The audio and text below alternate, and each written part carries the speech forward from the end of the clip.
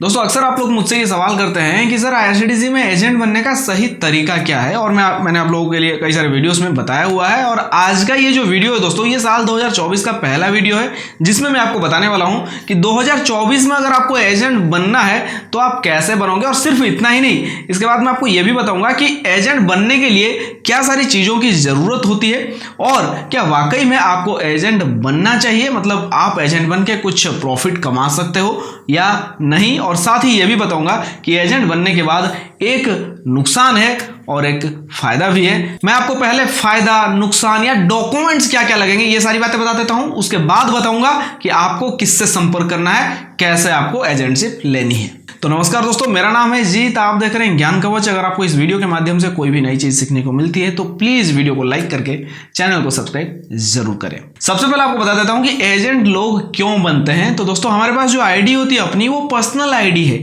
उससे हम दूसरों के टिकट बुक नहीं कर सकते हैं। तो ऐसे में अगर आपके पास लोग आते हैं टिकट वगैरह बुक कराने के लिए तो आप आईआरसीटीसी से एजेंटशिप ले सकते हो, जिससे आप किसी का भी टिकट बुक करो। यहाँ कोई रेलवे एक्ट नहीं लगने वाला है, कुछ इलीगल नहीं है, बल्कि आपका ऊपर से प्रॉफिट होने वाला है। अब बताता हूं आईआरसीटीसी में एजेंट बनने के लिए क्या सारी चीजें आपके पास होनी चाहिए। तो पहला है आधार कार्ड, जो कि आपका होगा ही, पैन कार्ड भी आपका होगा। इसके बाद एक मोबाइल नंबर, एक ईमेल आईडी, जो कि दोनों फ्रेश होने चाहिए, वो पहले से किसी पर्सनल आईडी या कोई आईआरसीटीसी के अकाउंट के साथ वो लिंक नहीं होने चाहिए। इन चार चीजों के अलावा एक और जरूरी चीज कि आप ये जो एजेंटशिप ले रहे हो वो कहाँ इसको जो है ऑपरेट करोगे, यानी कि आपका दुकान है, कैफे है या स्टूडियो है या कोई भी ऐसी चीज जहां से आप अपने ग्राहकों को मतलब फेस करने वाले हो, तो उस जगह की जानकारी आपको देनी होगी कि इतनी बड़ी दुकान है, इसमें मैं ये करता हूं पहले से, अब इसमें मैं आईआरसीटीसी का एजेंट बनने वाला हूं। बस इतना ही और कुछ ज्यादा नहीं। अब आपको बता देता हूं कि क्या वाकई में आपको आईआरसीटीसी की एजेंटशिप लेनी चाहिए। तो देखिए, सबसे पहली चीज आप एक बात को ध्यान में रखें कि दिन भर में कम से कम आप शुरुआत में 2 से 3 टिकट भी रोजाना अगर आप बुक कर पाते हैं तब आपको आईआरसीटीसी की एजेंटशिप लेनी चाहिए। हालांकि शुरुआत में बहुत सारे ऐसे लोग हैं जो आईआरसीटीसी का एजेंट बनने के बाद एक भी कस्टमर नहीं मिलते हैं, लेकिन नहीं मिलते शुरुआत में, ठीक है, कोई दिक्कत नहीं, आप ले सकते हो, लेकिन आगे चल के कम से कम दिन के आपके 5 कस्टमर जो आपके पास आने चाहिए जिनका आप टिकट बुक करोगे। हालांकि 5 में बहुत ज़्यादा कुछ आप कमा नहीं पाओगे, जैसे जैसे धीरे धीरे लोग बढ़ेंगे वक्त के साथ तो वैसे वैसे आपकी प्रॉफिट है। आप अच्छा खासा तब कमा सकते हो जब दिन के 6-7 टिकट या 8-10 टिकट आप बुक करोगे, तब आप आईआरसीटीसी से कमा सकते हो। इसके पहले आपको जो है बहुत ज़्यादा प्रॉफिट नहीं है, तो तब तक आपको स्ट्रगल करना पड़ेगा।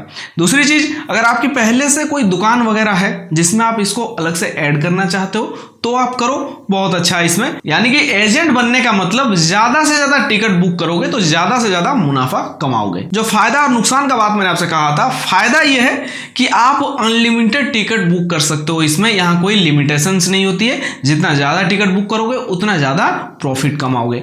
नुकसान का जो बात है वो ये है कि तत्काल के टाइम पर आपको लॉग इन करने की इजाजत नहीं है।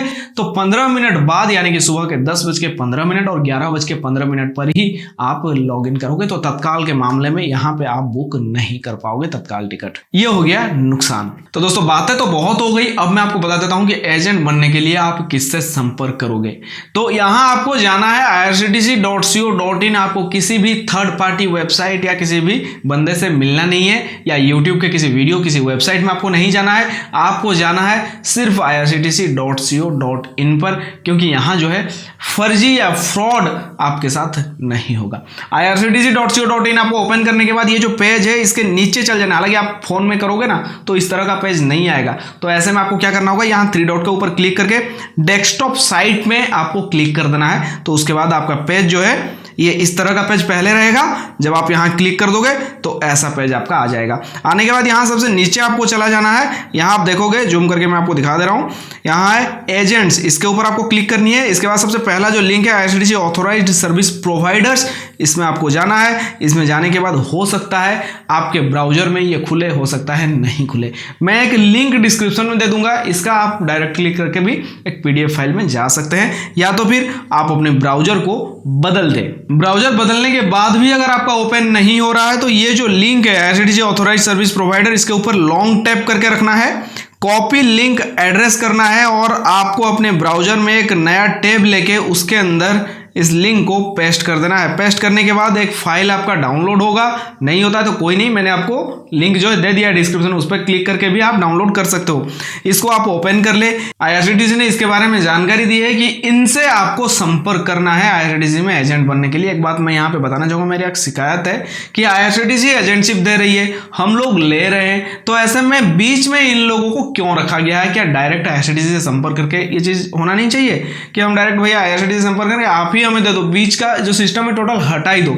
जो कमीशन लेना है, जो फायदे लॉस की बात होगी वो IRCTC और हमारे बीच में होनी चाहिए। मतलब मेरे हिसाब से ये, आपको क्या लगता है आप कमेंट में बताना। तो यहाँ पे दोस्तों कुछ 3 तरह के लोग आपको मिलेंगे, यानी कि एक है B2C यानी कि बिजनेस टू कस्टमर वाला मतलब जो है यहाँ पे फंडा है। दूसरा ई गवर्नेंस स्कीम, जिसमें आपको और भी बहुत सारी चीज़ें जो है मिल जाएगी, बाकी सारे मतलब आप इनसे जब बात करेंगे तो आपको वो लोग डिटेल में बता देंगे।